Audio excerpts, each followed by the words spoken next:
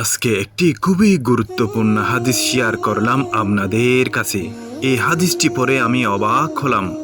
তাহলে শুনুন, রাসূল সাল্লাল্লাহু আলাইহি ওয়াসাল্লাম বলেছেন, কিয়ামতের দিন তোমাদের প্রত্যেক লোকের সাথে আল্লাহ কথা বলবেন, আর সেদিন আল্লাহ ও বান্দার মাঝে কোনো দুভাষী থাকবে না।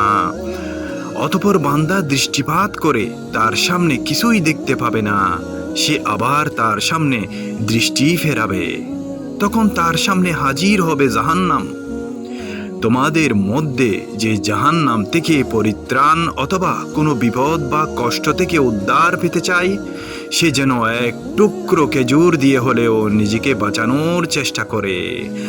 অবশ্যই দান সৎকা খুবই গুরুত্বপূর্ণ।